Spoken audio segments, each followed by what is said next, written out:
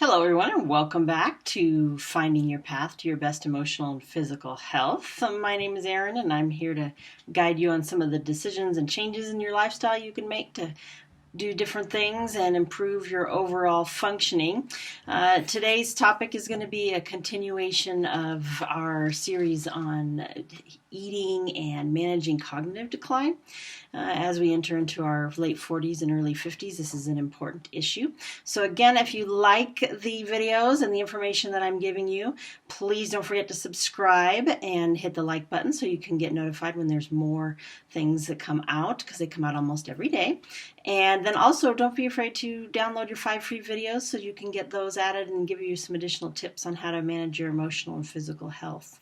So with that, let me get into today's topic. It'll be a quick one because we're just going to carry on a little bit about the healing of the gut and how we kind of manage that, because we've talked off and on about gut inflammation and what we eat and how that affects us.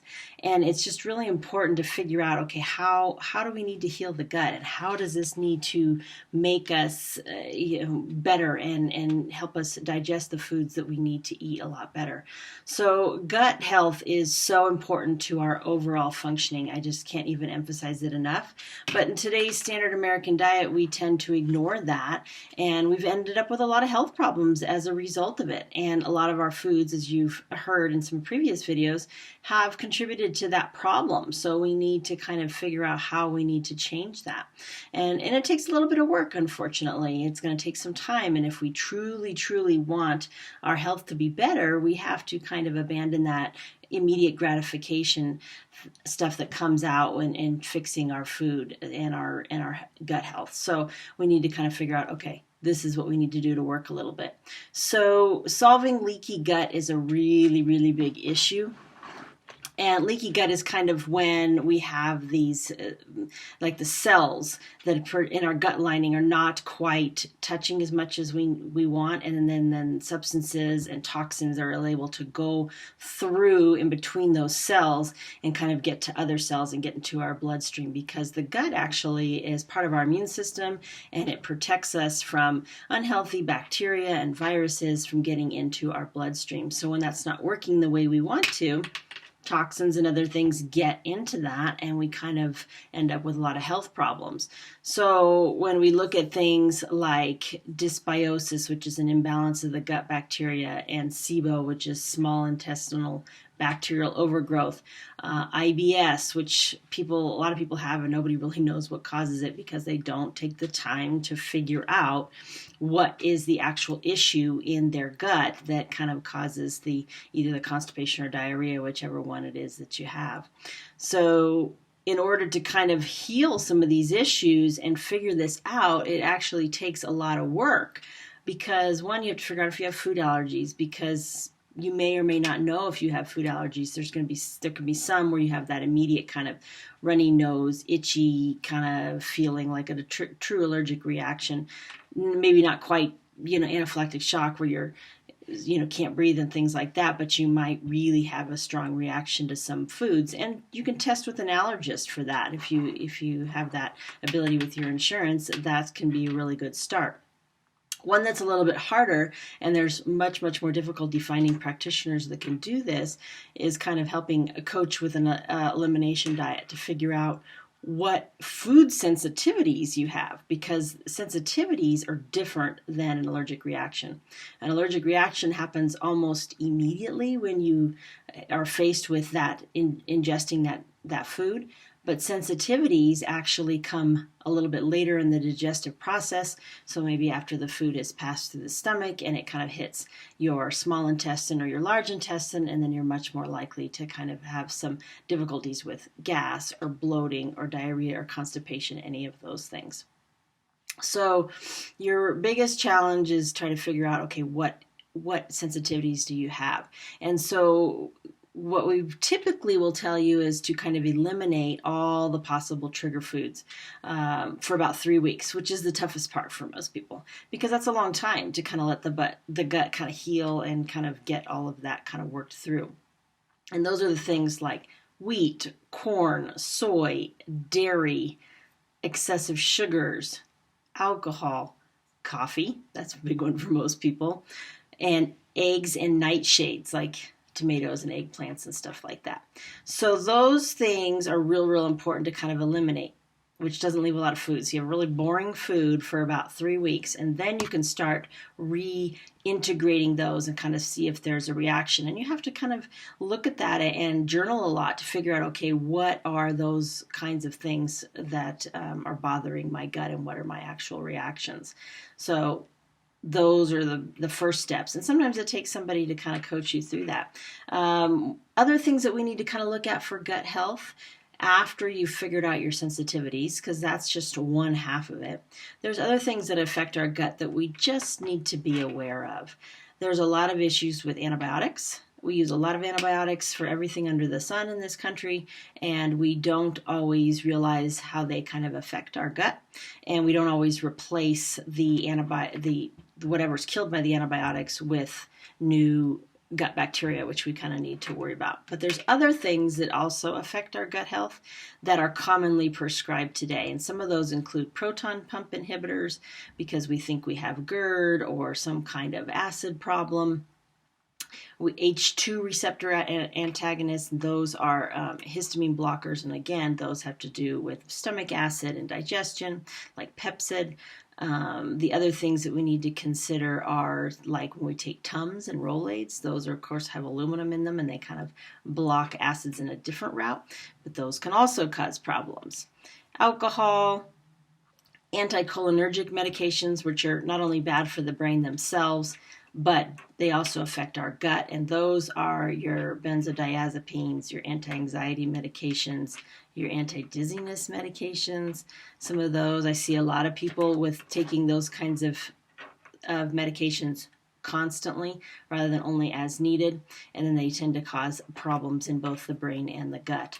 So those are some things to be considered if you're on some of those. Artificial sweeteners can also influence our gut, even though we think that they're safe and the diet drinks are safe. Artificial sweeteners have a lot of chemicals in them and can disrupt our gut more often than we like to admit. Other things that kind of affect our gut are more chemical-based, such as glyphosate, which is stuff that we don't necessarily know is on our food, and poor stomach acid. Believe it or not, a lot of our issues with our gut have to do with not enough stomach acid rather than too much, because if we're kind of, preventing that because we think we've got GERD or something like that, and we haven't done the steps to figure out what's really causing the disruption in the digestion, then we end up inhibiting our acid use, and then we don't have enough to digest the food, and it just makes things worse. Sometimes if we don't have enough stomach acid, we end up having problems digesting further on down the track. So we kind of need to be aware of that. So there's some things we can do to kind of enhance our digestion before we even consider changing some of these medications. And you probably, if you're doing some of this on your own and you have someone that prescribed you medications, you need to probably at least tell them you're doing some of this stuff to try to eliminate and change your diet, because they need to be aware about why your meds may or may not work. And if you keep a good journal, then you'll have that information available to them. And then they can help you make medication adjustments as things go by, because you might need to reduce some of the medications that you're on as your gut heals and so forth.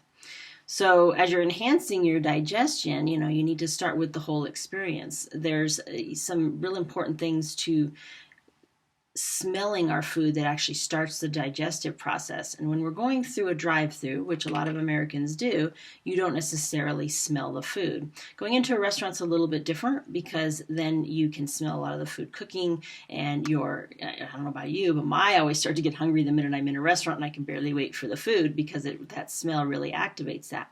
But the same is true at home. As you're cooking, you're starting to smell the food and starting to feel like, okay, your body's saying, oh, I'm getting ready to digest this. So that's important. Other things you need to think about when you're eating, and I coach a lot of this when I'm doing weight loss coaching, is chewing slowly, because we tend to inhale our food on the run. I am always looking for people that tend to eat too much on the run or in the car, because then they're mindlessly eating and not paying attention to their body when it's full, and not chewing as well as they probably should, because the chewing actually starts to break down the the food in your mouth prior to when it actually goes down into your stomach.